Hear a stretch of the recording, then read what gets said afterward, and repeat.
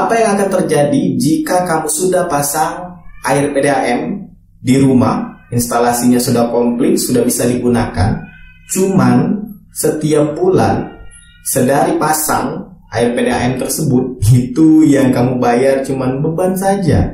Apakah nantinya bakal dicabut meteran air kamu?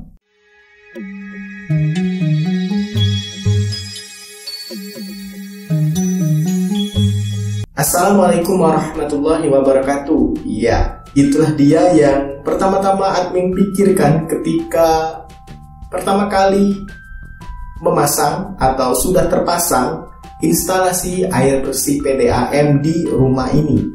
Ya, sudah sekitar 7 tahun lah ya, rumah ini tuh nggak ada air PDAM-nya. Kalaupun ada, itu jatuhnya beli air tandonan yang harganya 1 tandon itu kalau di sini termurah itu 75.000 per tandon per 1000 kubik.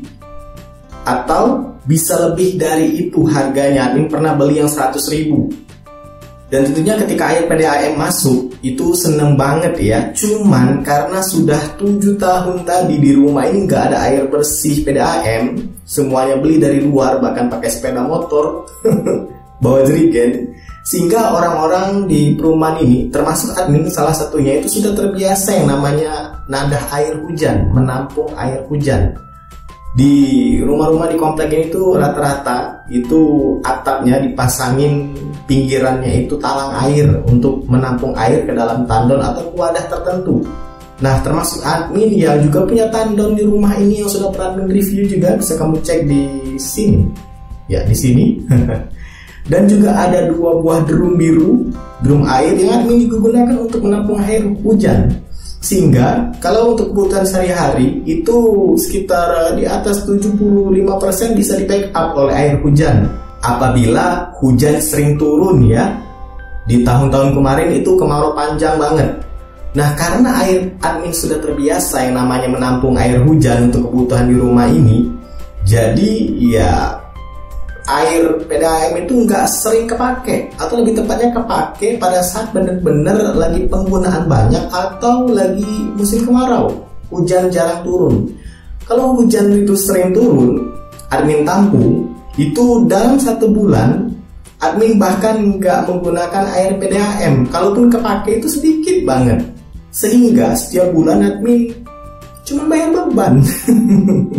Bahkan itu sampai ditanyain oleh petugas PDAM ketika tiap bulan dia ngecek meteran kan, itu ditanyain, ini Pak nggak dipakai ya airnya, kok nggak berubah ya? Mungkin dilihatnya dari bulan ke bulan tuh berubah pun hanya sedikit.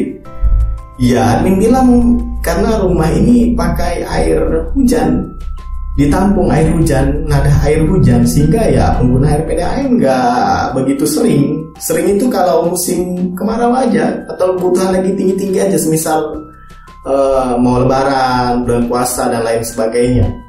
Selebihnya admin mengandalkan air hujan.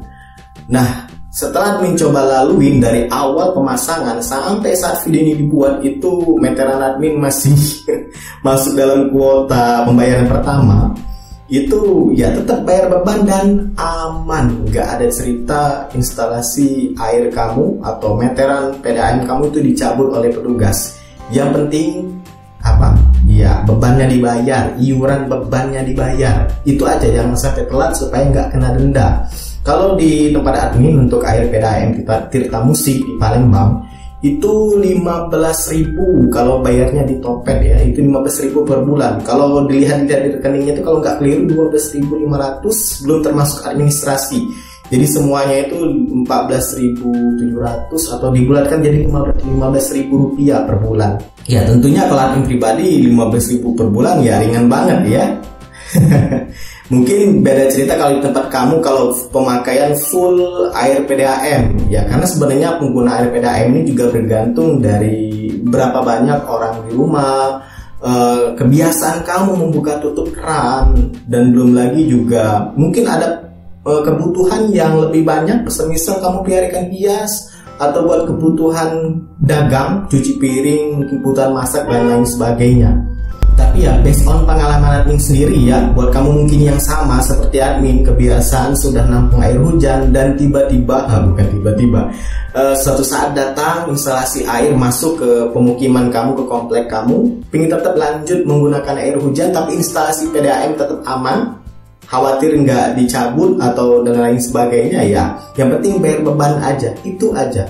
Bebannya dibayar, karena enak kok sekarang bayar beban itu atau bayar iuran PDAM itu nggak harus langsung datang ke loket seperti dulu tahun 2010 ke bawah ya, itu harus datang ke loket atau ada pihak ketiga datang semacam dia mitra seperti itu, datang ke rumah orang, dia kayak buka loket buat pembayaran PDAM, listrik dan lain sebagainya. Kalau sekarang langsung dari HP, Shopee ada, Topet ada dan lain sebagainya, langsung bisa bayar. Jadi ya itu based on pengalaman admin. Buat kamu yang mungkin punya pengalaman lain soal bahasan kali ini bisa tuliskan di kolom komentar. Semoga bermanfaat. Silahkan like, subscribe dan bagikan channel ini ke teman-teman kamu. Sekian.